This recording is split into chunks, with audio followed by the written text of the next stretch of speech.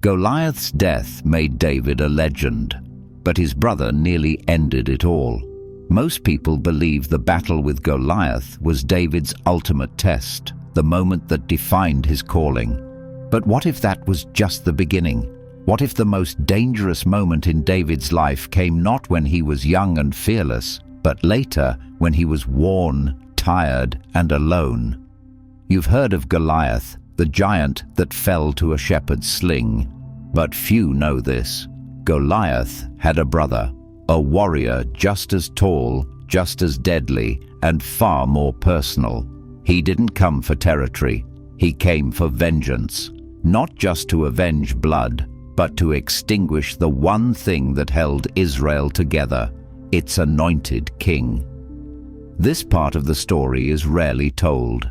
It's hidden between verses, tucked in the shadows of 2 Samuel, almost like someone didn't want you to notice.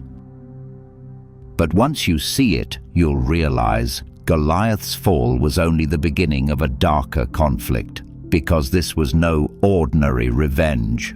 It was the moment the lamp of Israel almost went out. To understand what truly happened that day, we have to go beyond the page, into the ancient bloodlines, forbidden unions, and a battle forgotten by time. Goliath wasn't the last giant, and David didn't fight just once. Hidden in the pages of 2 Samuel is a passage that most have read, but few have truly seen. It speaks of not one, but 4 other giants, warriors of unnatural size and terrifying power. One of them, named Ishbi-benob, nearly killed David. And yet, this moment isn't preached. It isn't taught in Sunday school. It's been passed over as if it never happened. But it did. And the question is, why was it forgotten? Goliath wasn't a one-time anomaly. He belonged to a race, the Rephaim, giants born from a bloodline so ancient its roots predate Israel itself. According to ancient texts, they were the offspring of fallen angels and human women, survivors of the pre-flood world, remnants of a forbidden union that still walked the earth long after the ark had landed. The Bible doesn't shy away from them. It names them. It places them in battles. It even describes their weapons. But somewhere along the way, their presence faded from the pulpit.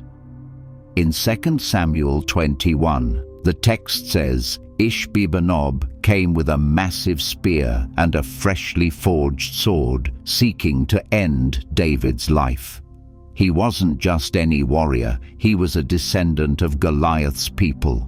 He came with vengeance in his veins, driven by a purpose far deeper than mere war. And yet, this event is rarely explored. Could it be that this wasn't just another battle? That it was something far more insidious? A coordinated strike to remove the anointed king, and with him, the covenant itself? This wasn't just a forgotten skirmish. It was a spiritual assassination attempt, an act meant to decapitate divine leadership before the light of Israel could pass to the next generation. And to understand the full weight of what nearly happened that day, we must first trace the cursed lineage that produced Goliath, his brother, and the ancient oath they carried in their bones. The Rephaim weren't extinct. They adapted. They survived. Long before Goliath stepped onto the battlefield, the story had already begun. In Genesis 6, where ancient texts speak of a forbidden union between the sons of God and the daughters of men. From this union came the Nephilim, giants of old, men of renown.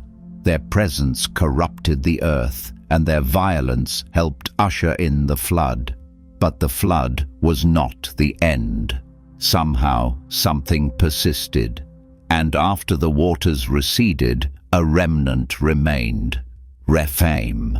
Their names shifted through cultures: Anakim, Zamzumim, Emim, but the bloodline was the same. The Book of Jubilees and the Book of Enoch provide chilling details. These were not natural beings, they were hybrids, born of heaven and earth, cursed to walk the in-between. When their flesh was destroyed, their spirits remained, becoming unclean forces destined to haunt mankind. But in some cases, the flesh endured. Goliath of Gath was one such case. He wasn't just tall, he was engineered, his strength, his structure, his ferocity. And he wasn't alone. His kin lived among the Philistines, in cities like Gaza, Ashdod, and especially Gath. These weren't just warrior clans, they were breeding grounds, nests of ancient power hiding beneath political alliances and pagan gods. Ishbi-benob, the one who nearly killed David, carried a spear whose head alone weighed over 13 pounds. That's not symbolism, that's warcraft designed by something beyond human. What most missed is this: their mission wasn't just about domination, it was about infiltration. These beings wormed their way into cultures, into royal courts, even into Israelite territory. Their aim wasn't only to kill kings, it was to corrupt bloodlines, interrupt covenants, and reclaim ground they lost in the flood. That's why David's victory over Goliath wasn't the end. It was a declaration of war, and deep within their lineage, a blood oath was made. One day, someone from their bloodline would rise, not on a battlefield of shouts and armor, but in the quiet moment when Israel's king was weakest, when the lamp began to flicker. That's when vengeance would strike. And that's why Ishbi-benob came, not for territory, not for glory, but for silence. The silence that comes when the lamp of Israel is finally snuffed out. David wasn't just a warrior, he was the lamp of Israel. That's not a poetic title, it's a prophetic one. In 2 Samuel 21:17, after David was nearly killed by Ishbi-benob, his men swore an oath. "You shall no longer go out with us to battle, lest you quench the lamp of Israel." They didn't say this because David was tired. They said it because they realized something deeper. If David fell, something more than a man would be lost.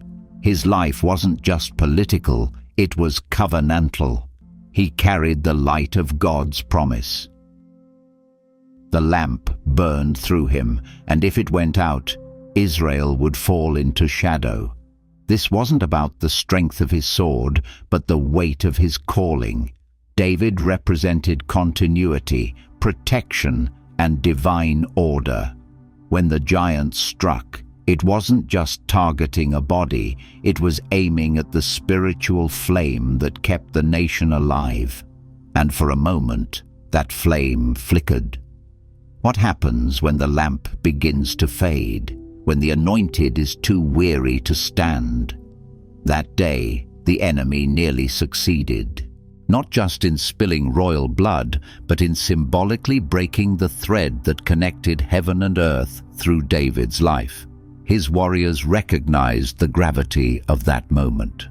They weren't just defending a king, they were defending the light of Israel itself.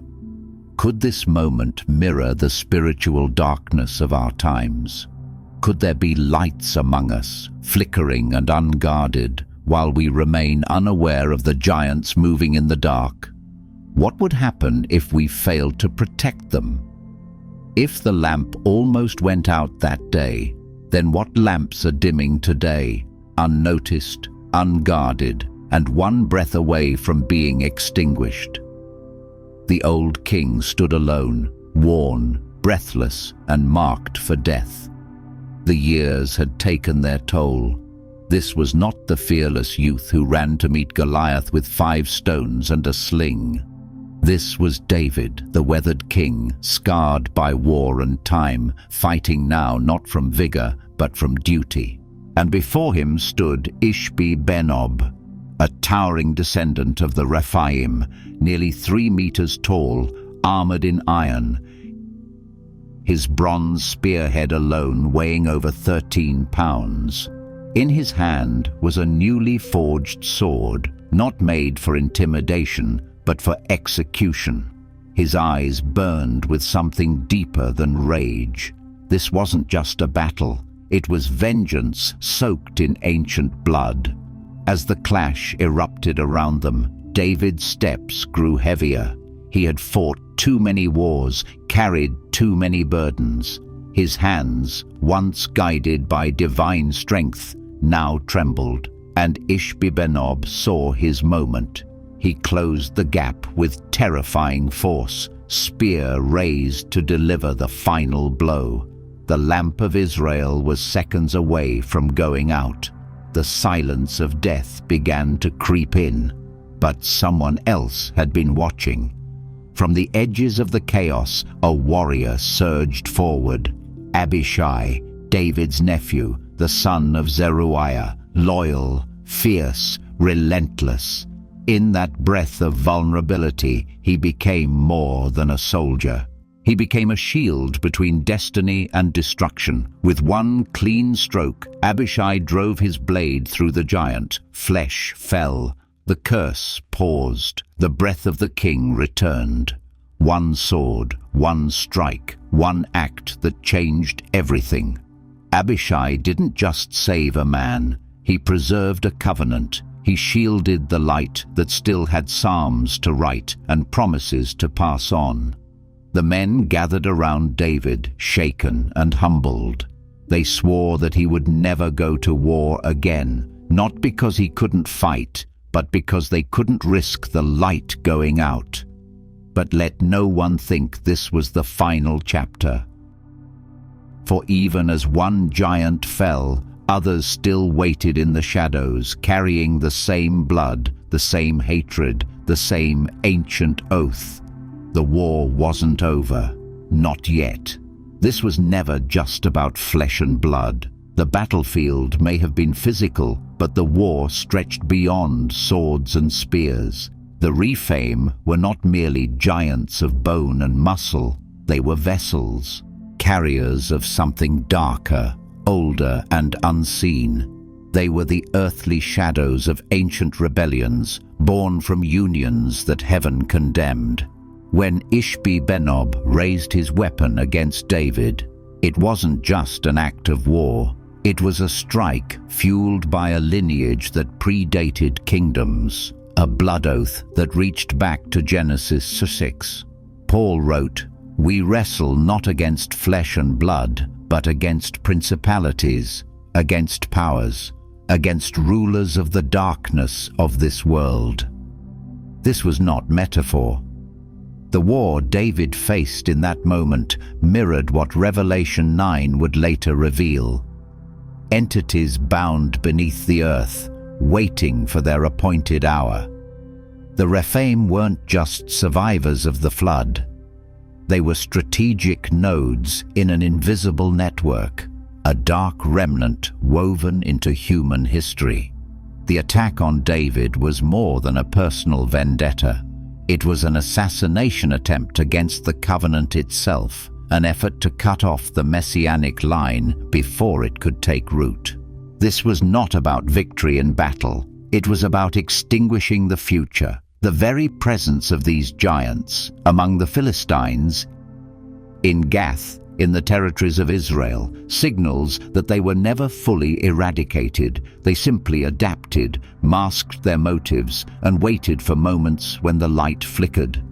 Could their mission be resurfacing in another form, not with bronze spears or towering height, but through ideas, systems, movements that seek to sever God's people from their calling?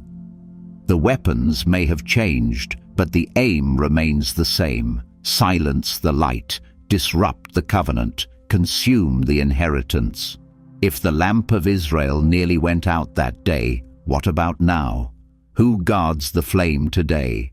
Who watches for giants that no longer need size to kill, only access? And when they come again, will we see them for what they truly are? Or will we mistake spiritual war for shadows in the mist? The lamp didn't go out because someone stepped in. Abishai saw what others missed. He saw that this wasn't just about protecting a king. It was about preserving a light meant to guide a nation. And that same call still echoes through time. Will you step in when the last giant comes? Not every enemy holds a sword. Some come with ideologies that dismantle altars, with voices that twist truth, with distractions that dim the flame from within. Today, we're not called to slay giants with spears, but to guard the light with clarity, conviction, and courage. The story of David's near death is more than history. It's a warning and a summons. It shows us that even the strongest lights flicker, and that God raises people not just to shine, but to shield. This wasn't just David's moment. It's a map for the final days. A call to discern the giants among us, to recognize the fragility of the flame and the weight of standing in its defense. In the next episode, we'll turn to the remaining giants, those who followed after Ishbi-benob, and what their strange features, hidden alliances, and deaths reveal about the end of an age. You won't want to miss what their stories say about the days ahead. Get ready. The battle isn't over. It's only just begun.